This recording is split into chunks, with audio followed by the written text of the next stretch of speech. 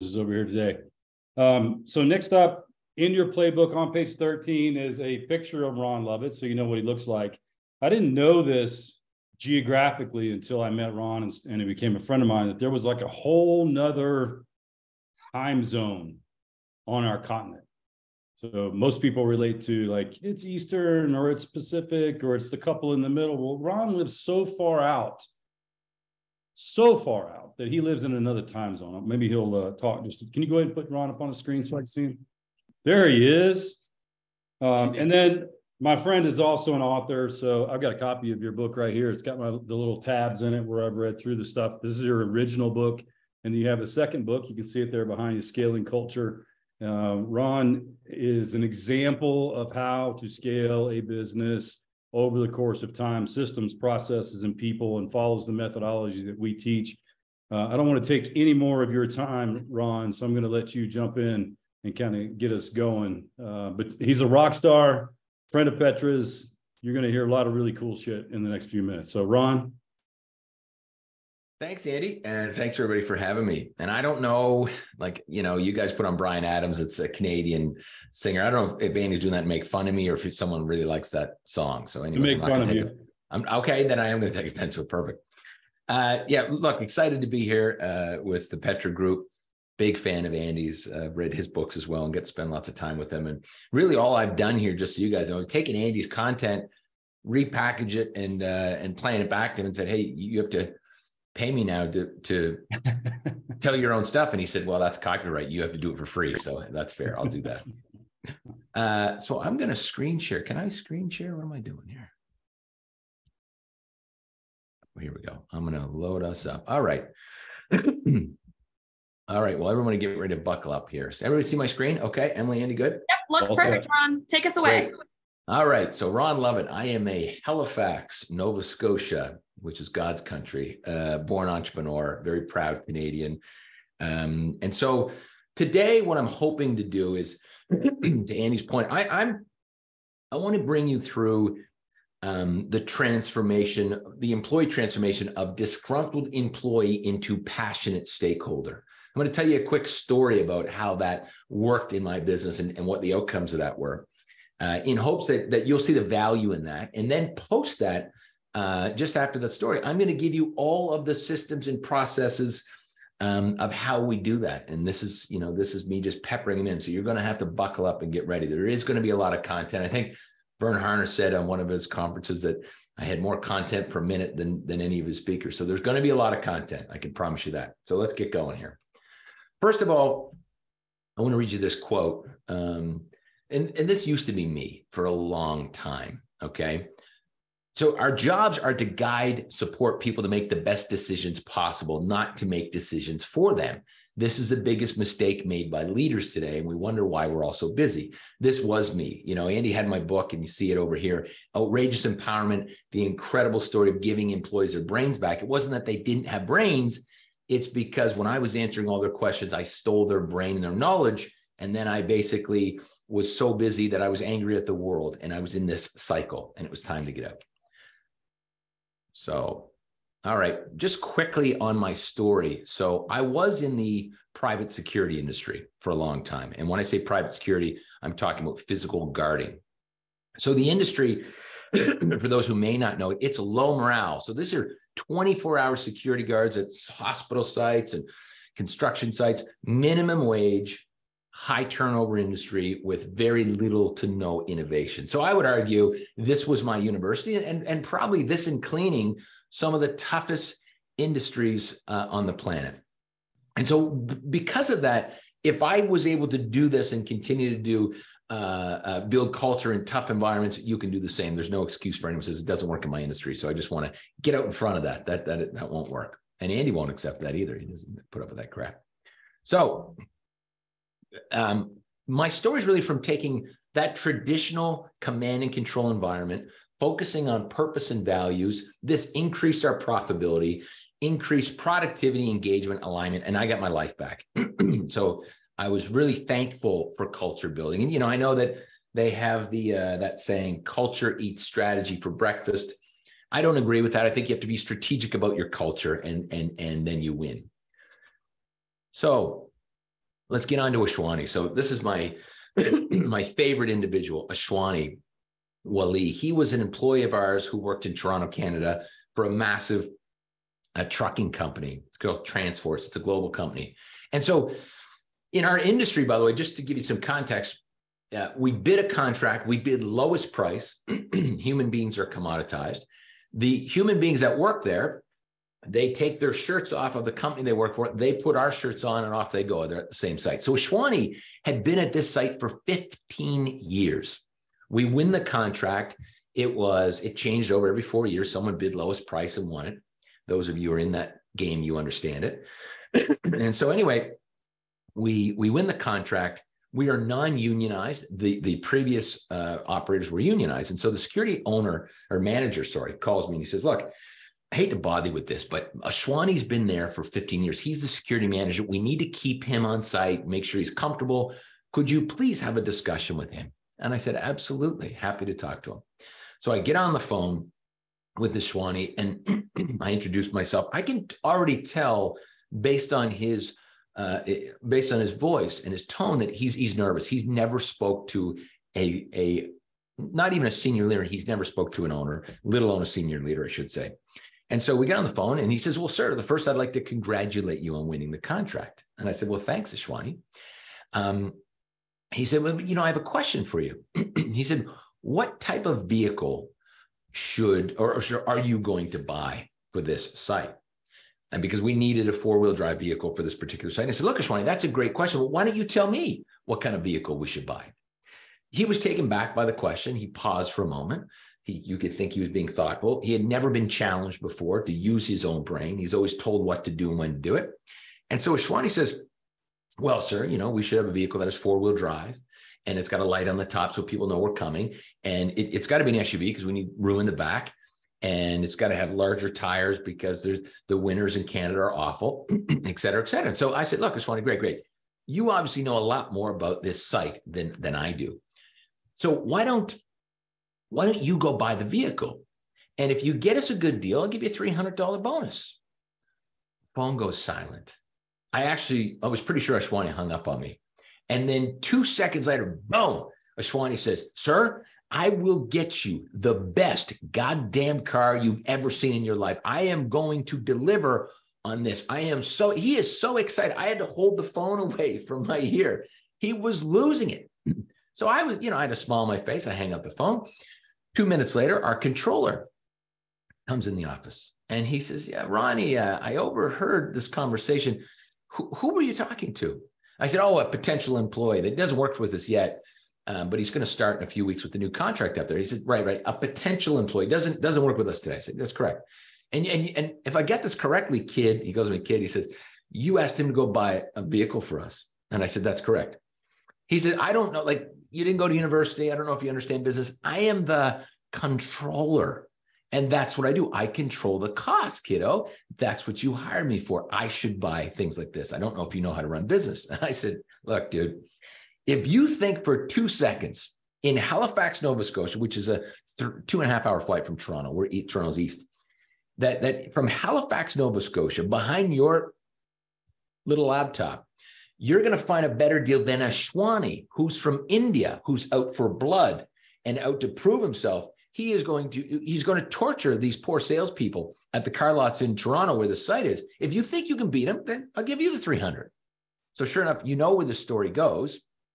This was the vehicle that was acquired. Ashwani bought this vehicle. It was $6,000 cheaper, 3 years newer than what my accountant could find. And so this was interesting. I was like, okay, wow, we're tapping into the untapped potential of individuals. This was a test. Because Ashwani wasn't just a security guard writing security reports. He had another passion and a skill that we wanted to tap into, and we did. But the question was, where was this going to go, right? What would happen? What was the outcome of this versus just getting a better vehicle for a better price? So fast forward 3 months later, I'm meeting with actually the guy in the original picture. He was Ashwani's old manager from a big company called G4S. And I asked him, I said, tell me about Ashwani. And he said, yeah, I know he's a nice guy. And I said, you guys had a vehicle on site, right, Brad? He said, yeah, we did. I said, tell me about the vehicle. Was it clean inside? He said, no, it wasn't. Look, I don't want to throw Ashwani under the bus, but he had to be written up multiple times because it was not clean. That afternoon, I'm passing by one of our salespeople. He just came from the site. His name's Jim. I said, Jim, did you visit the site? Yes, I did. Did you meet Ashwani? Yes. Great guy. Did you see the vehicle? Yes. Very nice. Did you go inside the vehicle, Jim?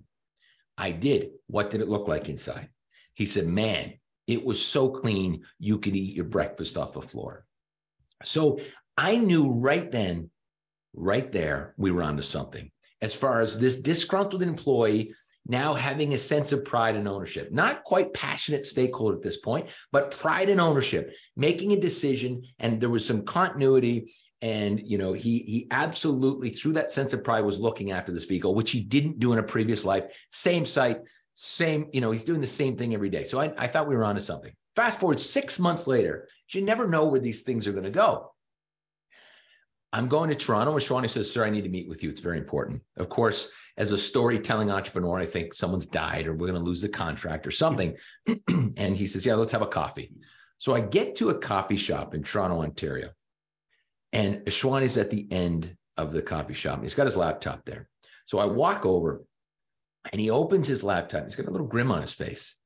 And lo and behold, Ashwani presents to me a 15-page PowerPoint presentation about how my little company from Halifax, Nova Scotia is going to expand to his native country of India. I didn't even talk about India. He brought this to me. And when I say presentation, he had everything in there, starting with our core values. He said, sir, we need to expand. What we're doing here is very special. I've been in the industry for 20 years. I've worked for all the companies at the same site. This is different. This is special. And we need to expand to India. There's great opportunity, sir. And if we do, we need to start with the same core values. And it goes on. Here's all the different I don't know if these are cities or provinces. I actually never really researched these places. Within India, their population growth in the last 10 years. He's got whether we're going to have we're going to self-finance, if we're going to be a JV, how we're going to expand. I would have had to pay somebody from MIT, some analyst, $100,000 to get this information. Ashwani had converted to a passionate stakeholder. And this story really tells you the value when someone makes that conversion. This is someone who makes $13 an hour. I couldn't have my six-figure COO thinking this strategically about my company, not in a million years. So I knew we were onto something. I really did. And so, you know, how I look at business is like sports. Business is about recruiting the best team members you can get, getting them playing well together, and you win the game of business, hands down, all day long. Okay.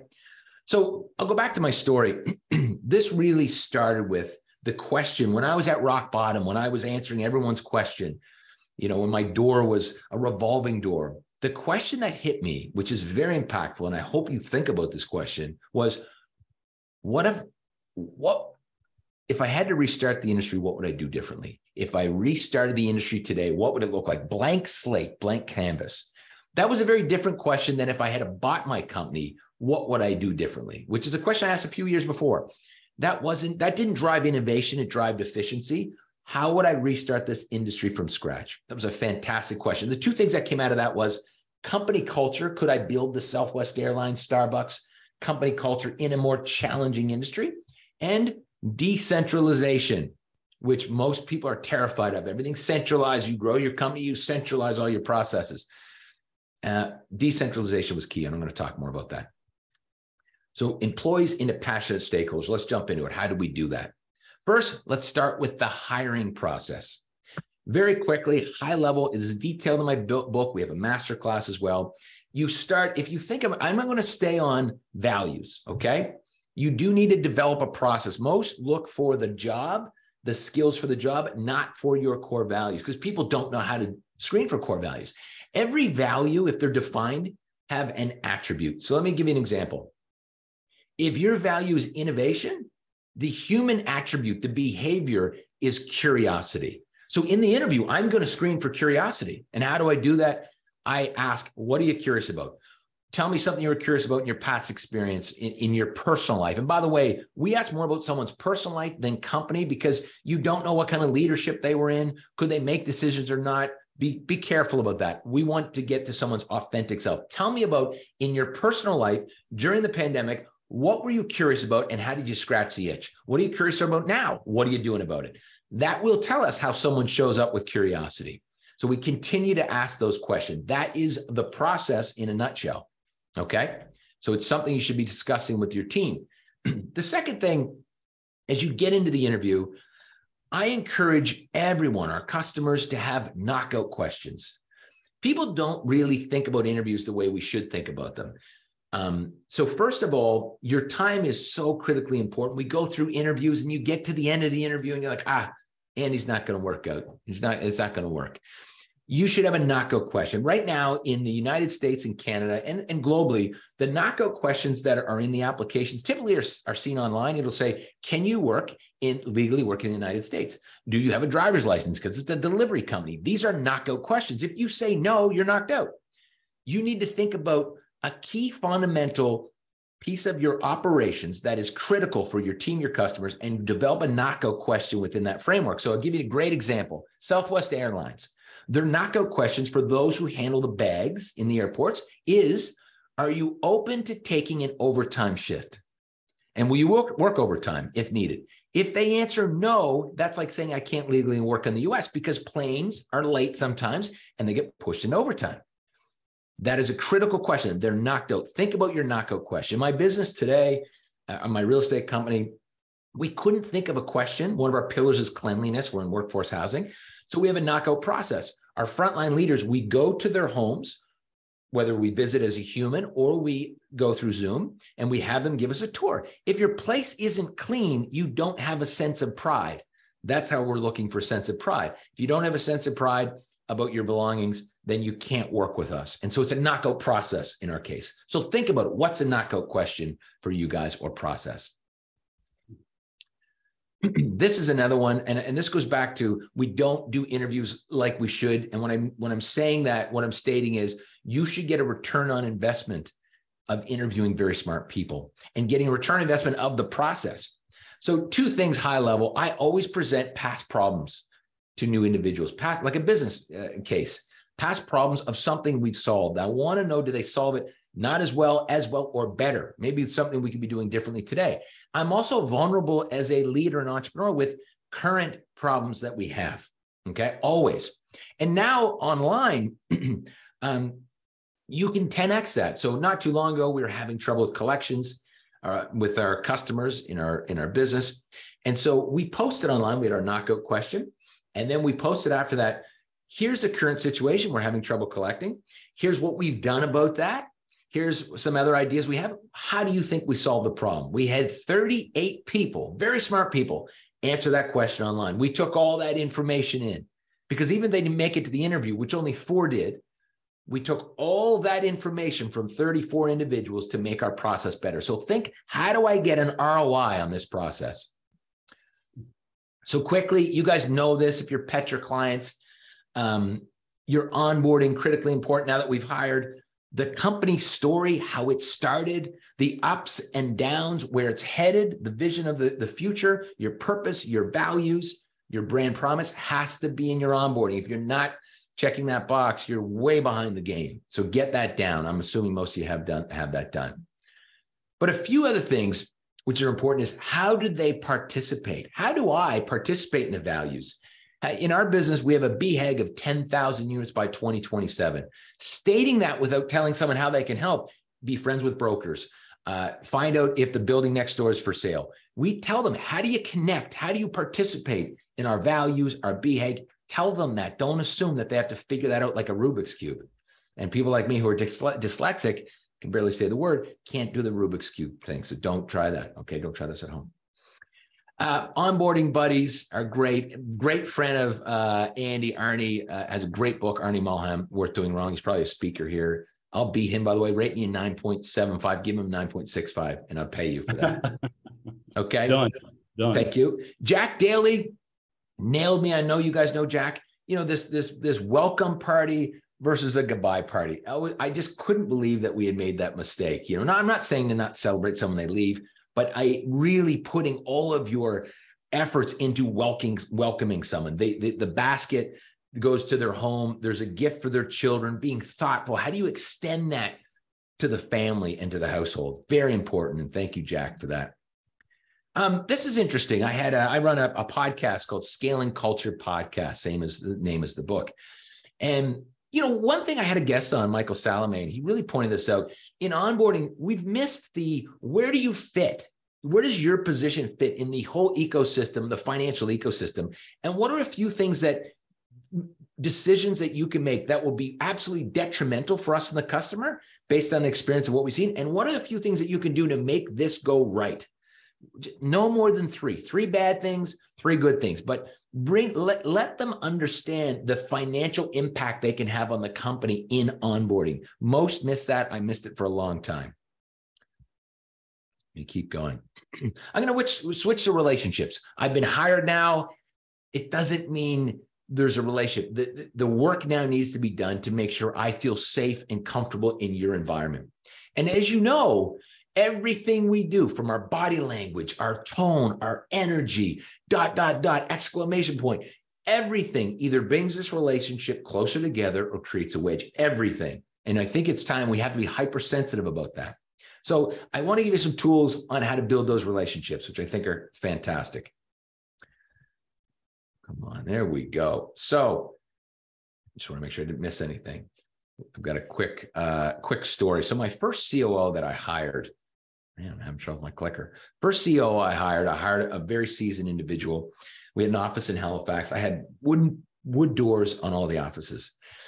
He was mid-60s at the time. I was mid-20s. And he came and saw me and said, look, I have a quote here to put a window in my door. I know culture is important to you. You talk about it. I think these solid wood doors are sending the wrong message. So it's $365. I need the window in my door. I said, fine, go ahead.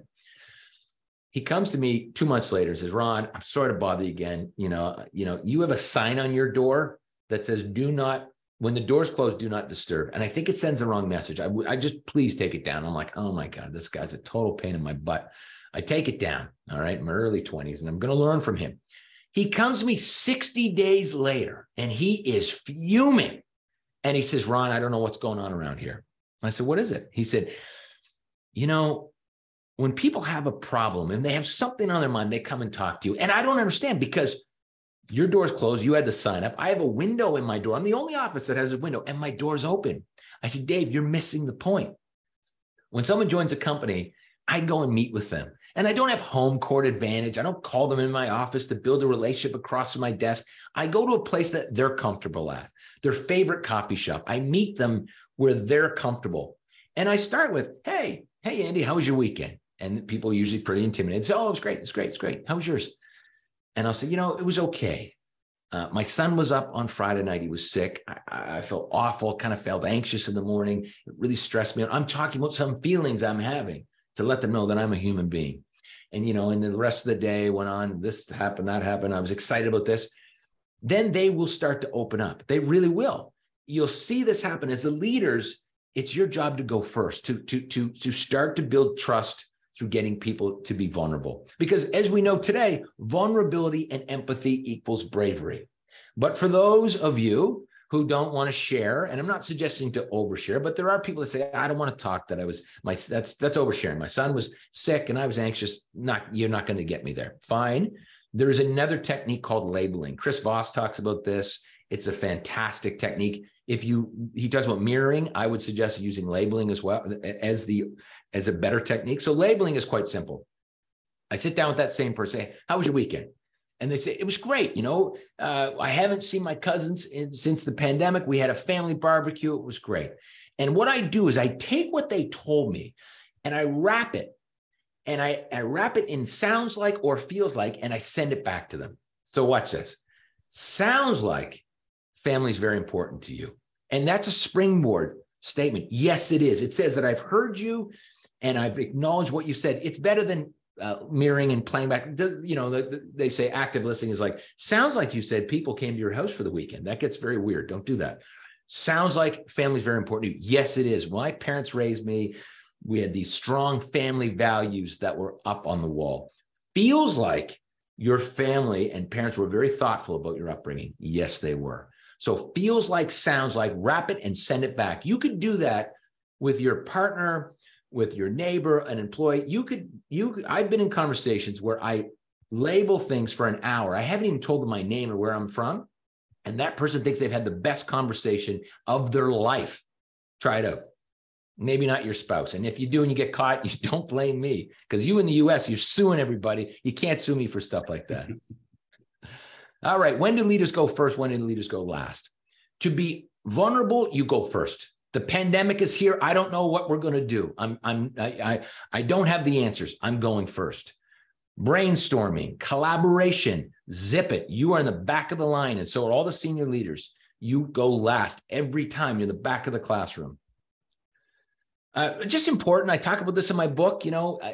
This came up, I think, on a podcast or something.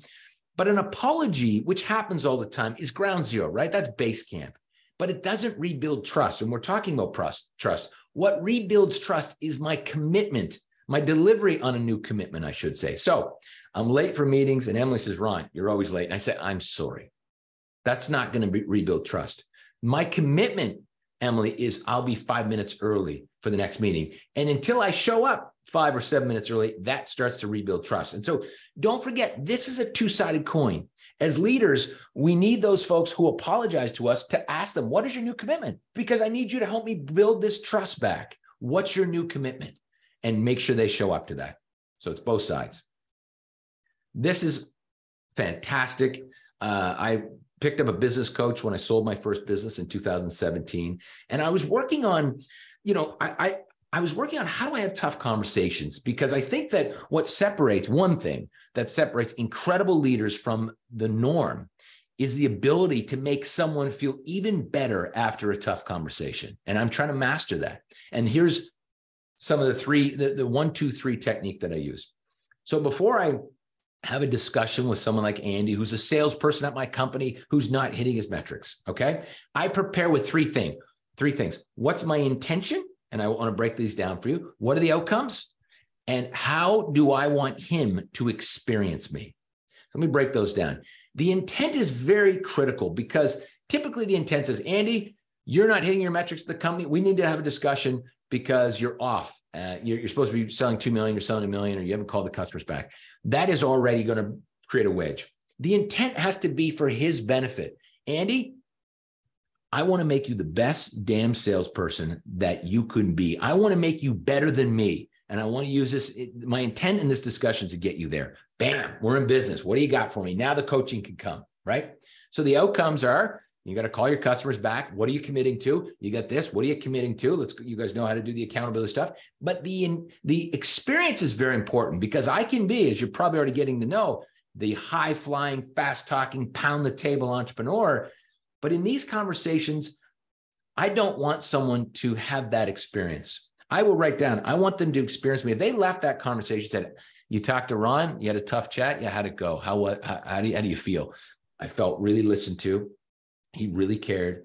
He was very compassionate. I write these things down and I stay in that lane. I adjust my energy and I stay in that lane. 1, 2, 3, it's changed every conversation. I need to do a better job of this with my wife, actually.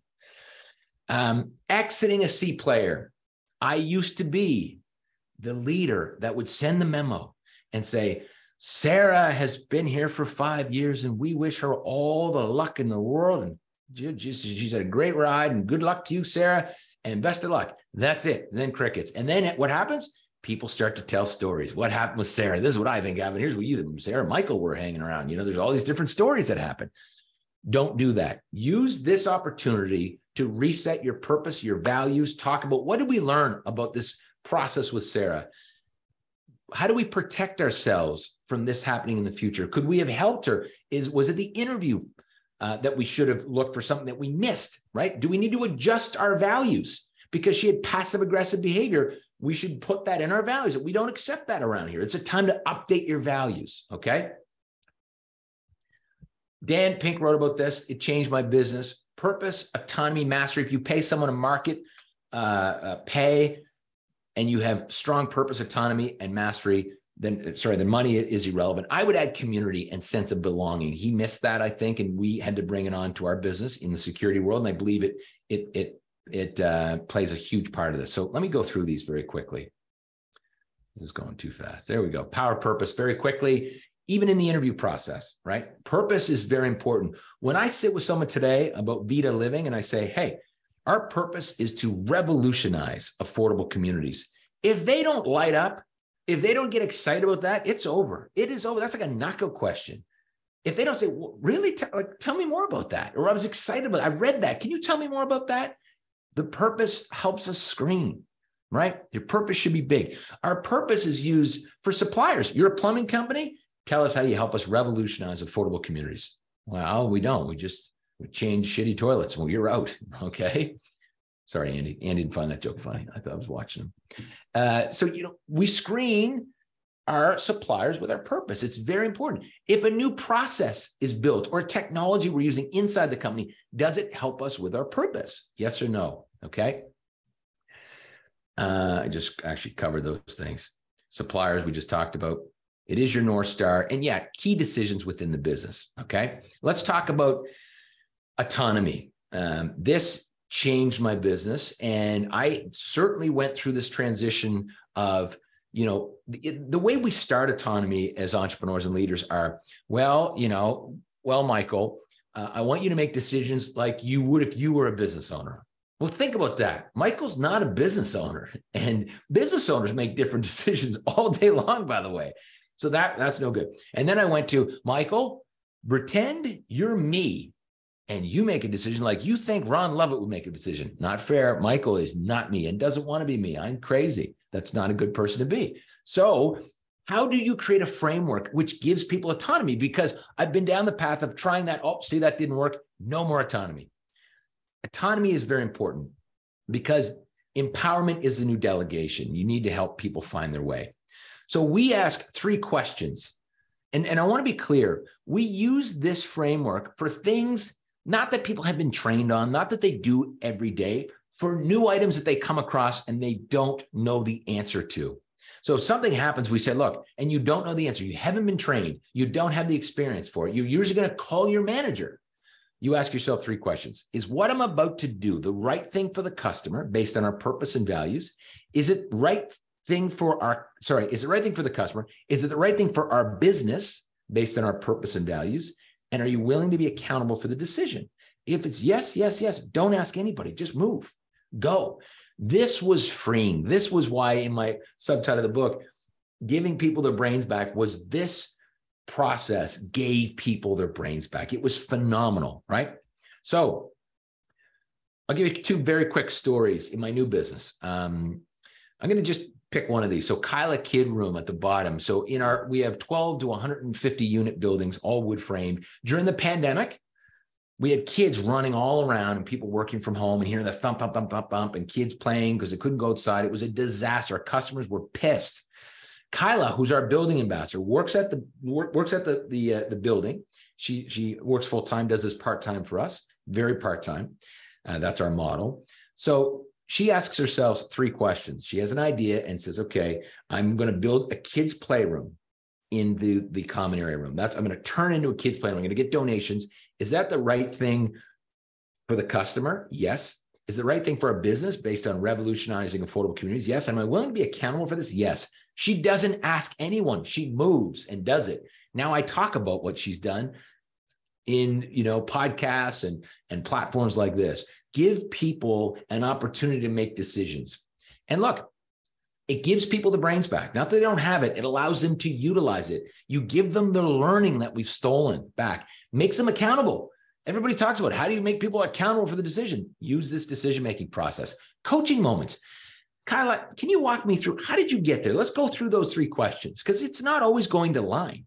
But I'll tell you, 90% of the time, they're going to make a better decision than you or I would at the C-suite.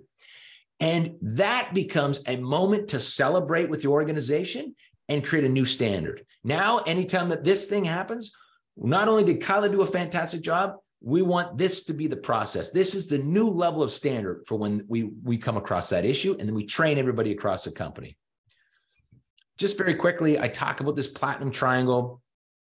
If there are ongoing things in your business and someone makes a mistake, you do need to look yourself in the mirror. And unless you provided the proper systems and processes, easy checklists, the tools and the training, your fault all day long. Your fault, your fault, your fault, unless it's yes, yes, yes. If it's yes, yes, yes, then you can actually categorize someone as an A, B, or C player. C players can't follow this process, break the tool. B players follow along. A players challenge it and make it better. Keep that in mind.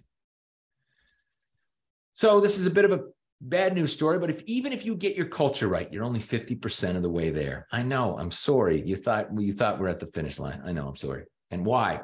Carolyn Dawson worked for me. She was an A player. She was in accounting. My finance manager said she's looking for work. And I'm like, what? We have the purpose, the value. We have all this stuff. Who's looking for work anymore? This is the perfect environment. I take her out for lunch. I said, Carolyn, what's happening? She said, Ron, I love the company. I love our values. I love our purpose. I just don't love what I do every day. And I was like, oh my God, we're only halfway there. The things that she's doing is draining her energy. So I get everybody in the office and I have them post up all the items that they do. We call this task mapping now. Who's accountable for what? Does it give you energy, drain your energy? And very quickly, I saw there was a mismatch of projects. I knew that those who were suffering were doing things that they didn't like. So task mapping changed everything. We started to readjust based on success path versus a career path. And I think we have to start thinking of, human and human capital like that, where this isn't about you go from general manager to vice president to this, that. We have to think broader. What do you as a human want to do? Do you want to get involved in marketing, even though you're an accountant? Do you take pictures and you're really passionate about that and you're thinking of starting your own business? Take company photos from now on. What does success look like? Get that deep in these relationships as leaders to know that, hey, success for me is I want to move to the Nashville office because I'm a huge music buff and I've got family there. Great, let's get you over there because we don't want to lose you. Get to success versus career path.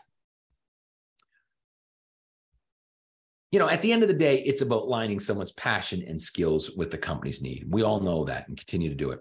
So, of course, we started in the office. We looked at our teams and made sure we readjusted within the team. And then what we couldn't find, we outsourced.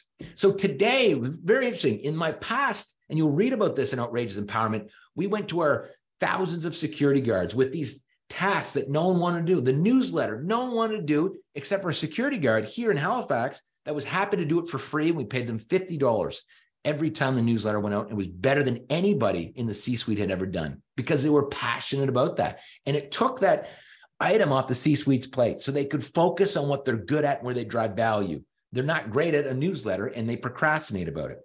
In our business today, we've taken it to the new level. So Vita, we have about 300 million of assets, 2,400 units in Canada. We will be in the US. And sure.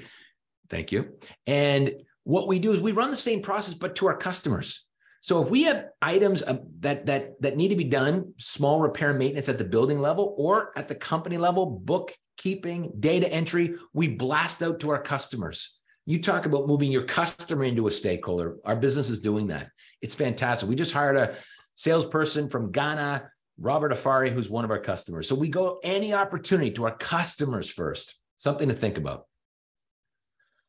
So the impact, obviously, people more focused, engaged, aligned, decrease turnover, and decrease burnout. Burnout happens when I'm not in flow. I'm doing something I don't love. That's what happens. Typically, that's what's going to cause burnout. Impact on the team. I think we had already talked about that. Okay, here we go. I want to get to community here real quick. Oh, sorry, I missed a slide. Obviously, a new way for people to grow. That is success path, right? It also uncovered gaps in the organization. Where were our gaps? And it really forces relationship building, this process. Knowing what someone likes, dislikes is critically important.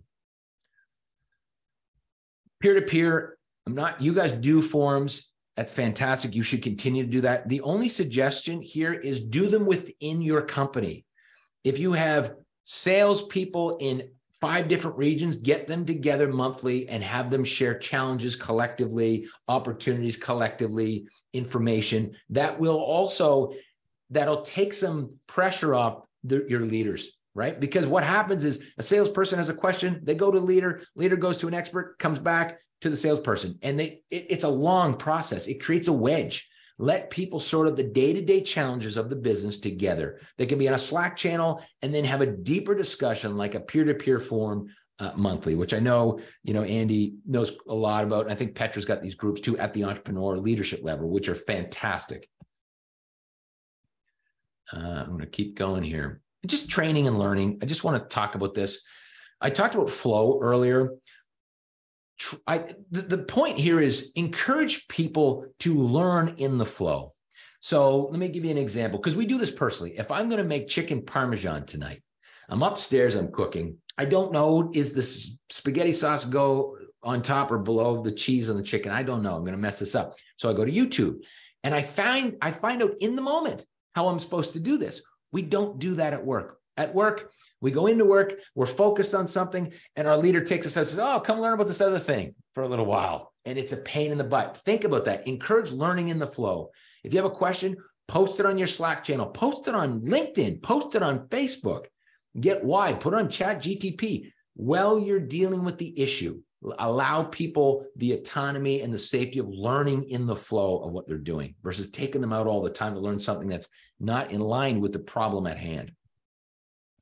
Internal content is great. This is an outdated photo, funny enough, but I talked about tasks and whatnot. So this, actually, this is Stephanie Cooper. She also did our company newsletter. She loved report writing. So we had her shoot a 4-minute video on report writing. We were using into YouTube and our own YouTube channel as our LMS back then. And so any report writing that someone needed, we'd connect them to her as the expert and send the video. Interesting thing on this is this video had 29,000 views. It's got 60,000 views today because we named it quite simply, report writing, and everybody's watched this video. Our brand was on the screen. It was fantastic. We didn't know it was going to be a marketing tool. Then we look like the leaders in report writing to our customers. Everyone watches us write reports. Look at that, 60,000 views. Okay. We went all in. At this point, our people in our business, past and today, were acting like true stakeholders. And that's a huge value to your company. And a quick story I like to tell is this is probably around my screen. This is probably, as this was going on, this is, a year into this process. And we're seeing all these stories, these Ashwani type stories. And sure enough, we had a guy named Paul who was about an hour from here. And I was on a flight to Toronto, and I had heard that he took a shift on his birthday. And, security guards don't take any time off. And he went out of his way to take this shift on his birthday. So I texted him. I said, give me his number. I texted Paul, thank you so much for taking that shift. And he replies back, no problem. This is my company, my family. And I'm like, oh my God, this is unbelievable. That's so cool. This guy's making $11 an hour. He's calling it his company, his family. We did it. I'm having that celebratory moment.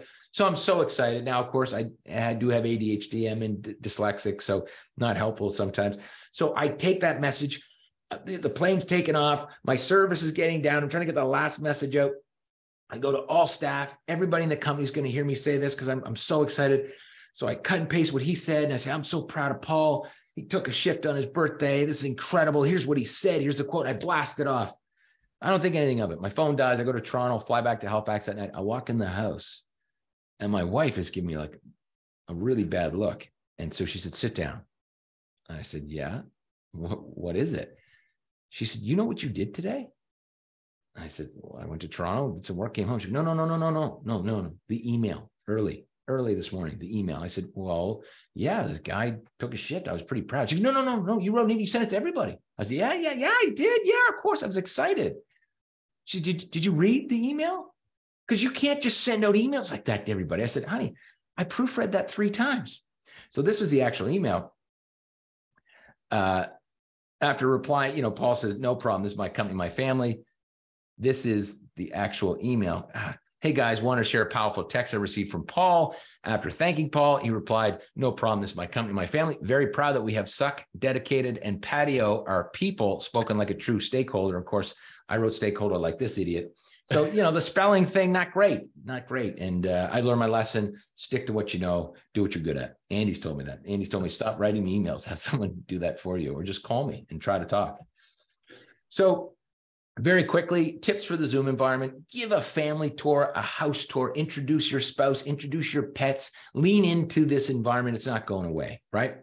Virtual social time, it's not a new concept. NASCAR does it on Fridays, huge virtual social time where they put you in rooms. You could end up with anybody. You're having a coffee. It's fantastic. Lean into this virtual environment. It's not going away.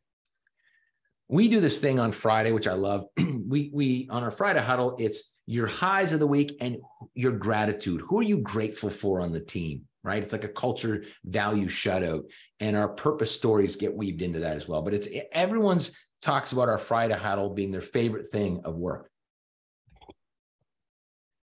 I want to just talk really quickly. So my company Vita, it's about a 26 million in revenue. We've got about 300 million of assets. Our team in the office is about 30. We have unlimited vacation, mandatory monthly life days. We provide a personal trainer twice a month on Zoom or in person, professional life coach, psychologist as well. We have education, family allowance, travel allowance. This isn't even updated. We have home cleaning services. The concept today, and I think very differently about how I think about my colleagues, and that is, I used to be more in the command and control. Look, I pay you. You should be lucky and happy that you have a job and just do what you're told, for Christ's sake. That's changed. Now it's, how do I, as your employer, bring out the best in you as an individual? And for that, I would like the best of you at work here. And I think that's a fair exchange. And I want to end with this quote: none of us are going to build great companies. And that's true. None of us are going to build great companies. We will lead incredible people who will build great companies. That's me. I've got a podcast, Scaling Culture, a masterclass, and 2 books. Outrageous Empowerment is the fun one. People that tell me they read Scaling Culture, like Andy hasn't read it. He's smarter, right? There's too much content. That's a pick your own adventure, right? Outrageous Empowerment is, I'm sitting with Ron Lovett with a rum and Coke or whatever you want and some popcorn. Scaling Culture is choose your own adventure. So I hope you enjoyed that, and I'm open to some questions now. I really appreciate that, man. And I love how you bring energy to everything you're doing, especially when you're, two-dimensional on a screen like this and you got a couple hundred people that's staring at you. So thanks for bringing it this morning. Really good job. Get your questions teed up for Ron. Anything you want to ask. Emily will manage that process. What we didn't have in here is how do they access the masterclass? You talked about that just for a brief second. Yeah, so our masterclass is online in an LMS. So Andy, what I'll do is I'll send you the link to our masterclass, and you could forward that to everyone. And we're happy to provide a Petra discount code as well. Okay, perfect. Yeah, send that over. So Sure, I'll send it to you right afterwards. Absolutely. Should we send that to you, Andy, or? You can send it to Emily. Yeah, okay, done. Thank you. Got it. We'll absolutely. Let's see. What anybody have? Just raise your hand. We'll jump right in. Any questions for Ron? Yes, I have a question. Ron, I have a question for you. What you have covered today, in which of your 2 books is? Which of your 2 books covers most of what you have? Yeah, great question. So Outrageous Empowerment is a story. It's like Shoe Dog. I actually, was really impressed by Shoe Dog and a Canadian entrepreneur called Craig Dobbin, who wrote One Hell of a Ride. And I wanted to mimic that. So it is a true story. And to your point, people said, look, the process is, how do I do that? And in detail. So Scaling Culture is the playbook. It is the playbook. It is I need help with this. I'm going to that chapter and I'm going to get through these things. So I would recommend Scaling Culture. If you're not trying to be sold on culture and the benefit, you're there and just trying to figure it out, go to Scaling Culture. That is and I'll tell you, from not just my own experience, but I've had this podcast called Scaling Culture for over a year. And I've had the best people on the planet when it comes to culture building. And I've used that same content and put it in. It's fantastic. Thank you very much. See, Maggie's got a question in chat. One of the pillars you shared of the Platinum Triangle was training. Yeah. What recommendations do you have to build a strong training culture? It's a great question. A training culture, because I was originally thinking, when I think of training, it's got to be scalable. If you're, especially if your business is scaling. So ours is done on an LMS. Today we have Vita University. And so that's a learning management system. Correct. Sorry. Thanks, Andy, for clarifying. Right. Yes, LMS, learning management system. And the training culture is that it's equal. Everybody, we just hired a CFO. They went through that entire training program, the exact same thing that a frontliner would go through, from how to turn a unit to how to deal with a disgruntled customer. They have to understand the entire business. And so that's one piece, by the way. Another thing to sustain it is we do internal TED Talks. I'm actually presenting tomorrow on my TED Talk. So every quarter, 5 people are up presenting on whatever they think adds value to the team or the company. I'm doing one on language tomorrow from Jonas Berger, his last book called Magic Words. And so this is also another tool to sustain that. Obviously the encouragement of learning, having people come to these type of conferences are fantastic. Learning allowance and challenging people why they're not tapping into the learning allowance. Those 3 things are probably the top that come to mind, Maggie, that we certainly use internally to create that culture of learning and in our values, right? And so we celebrate, learning is baked into our values in continuous improvement. Do you take those TED Talks and put them into the LMS, I assume? Absolutely. Yeah, so that content can be perpetual. Yeah, so our content is kind of like need to know, also secondary need to know, and then open buffet. Very cool. Here's another question for you. When you're getting wide to solicit answers for solving, what do you recommend for validating all the feedback that comes your way? So if you ask this kind of, you were talking about this in the interview process or in the gathering a resume process, putting up a challenge and having people answer the challenge. What's the vetting? What do you do with all the answers? Is that the question? Okay, I want to make sure I get that right. So what am I doing with the information? When you're getting wide to solicit answers. Yes, wide. You said wide, not why. Why? Wide. Got it. Sorry, keep going. Got it. It's all right. What do you recommend for validating all the feedback that comes your way? Yeah, look, at this point, it's no different than listening to a podcast or reading a book, right? This is content. You're going to decide that's a good idea. Already done that. No good. You're just going to go through a process with your team. No different. Don't overthink this. These are specific. Instead of reading a book or a article, I've now got 34 pieces of content specific to my problem. That's all. And so it's up to you to decide. There's no secret formula for that. You're going to look at that and say, like this, don't like this. Just like talking to someone, getting advice. Never thought of that one. Let's put that on the table, right? You got it. All right. Anybody else? Any questions for Ron? Give me a good one. Just nail me with something, Tanya had one in the chat that said, learning in the flow, not in trainings. What is a good way to share the knowledge learned in that moment for the benefit of the entire team? I think I understand the question. So we just talked about our learning process. It's interesting. There's a cycle, right? So let's talk about, and if I'm not answering this, I think this is good content anyways, but if I'm not answering, I will answer it. But the learning process. So the learning process for us is, okay, if Andy reports to me, our individual who runs learning, whoever does that, and us, it's a girl named Carolyn, they'll approach me and Andy's peers, and they'll have a conversation with Andy first and say, hey, Andy, where do you think your blind spots are? What are you good at? What gives you energy? What drains your energy? Because we want people to get better at what they're good at, not fix what they're bad at, right? That's one piece. And we want to check and bounce that with what his peers, do I think the same thing as him? Maybe it's a communication challenge. He doesn't even see that, but his peers see that.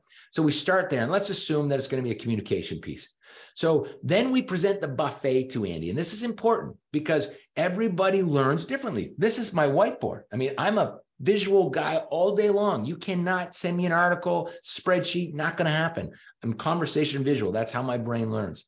And so what we wouldn't do is say, read this book, Andy, by this time. It's, okay, what do you like? Do you want content? Do you want a book, podcast, something like that? Do you want an actual training course that already exists that we can put you into? Or do you want internal and external mentorship about that topic, subject matter experts? Which of those 3 do you like? And then let's talk about what are you committed to doing? There has to be some accountability. So the next 60 days, you pick which side of the buffet you like. And then what we do is we have you come back to the team and present what you've learned. Okay, that comes back to the earlier question too. You present what you've learned, and then we let it marinate. We ask your team, how's Andy doing? Has he moved the needle? You need to talk to their peers. And that's the full flywheel of learning. I don't know if that answered the question. I'm hoping It does. It does. It had to do a lot with the moment in which they get an aha moment during their Right. flow. Yes. They come to you with a question, how to make sure that that information is a benefit across the entire team so that they don't lose out on that. But I feel like if they get a platform to share what they learn with the team, it solves that question and makes it very interactive and awesome. But it's also part of, you're right, but it's also part of a culture of learning. So everyone gets the information, but it's also part of the learning cycle. When you become the teacher, you really learn, right? You like, even now as I'm going through this book, I'm like, I have to go back to this content. I'm making my own notes. Do I understand it? It's a whole other process. It's going to be very sticky in my mind. Thank you. I love the TED Talk idea. I never thought about that. That's a really good takeaway. Because that, those topics that they're learning on could easily fall into, a TED Talk is just a few minutes. And Andy, these are 5 to 10 max. And I'm not shitting you. That when we started doing this, it basically beat 85% of conferences I was at and paid thousands of dollars for. And it was in an afternoon. I was like, oh my goodness. I mean, you really put people up to the challenge. We don't present anymore unless it's a sales presentation either. It was, we've done group TED Talks, single TED Talks. They're fantastic. Beautiful. There is a couple in here. I'm losing them, guys, from the level of chat, but how much time do you normally allow for an interview if you're doing multiple interviews on the same day? Yeah. And then the tack on is if they're frontline employees. I don't have a one answer for that, right? So I go through my knockout questions. I go through a process to try to knock out as many individuals so I don't even have to get to the interview. I think that's one thing that sounds like there's an opportunity to get your time back versus robotic half hour. I don't really do interviews like that. I also mix things up, I'll get back to front lines, but let's say it's a coffee, then a dinner. Do you drink too much? Are you rude to the server? I mean, there's different, you're watching people in the interview. I don't really listen to anything they say. Actually, it's probably rude for those who are like, oh, he interviewed me, didn't listen. For frontliners, I go back to that original process, right? And so what I mean by that is, what is the outcome of the job and what attributes drive that? And what are your values? And what are the attributes that drive that? And we just sit there and that's all we do. So in my security company, we would build a score-based online interview process because the volume was too much. You're talking thousands of security guards. So the number one thing that was critical to our customer was empathy. Sorry, I got that wrong. Great customer service. Great customer service. The attribute is empathy.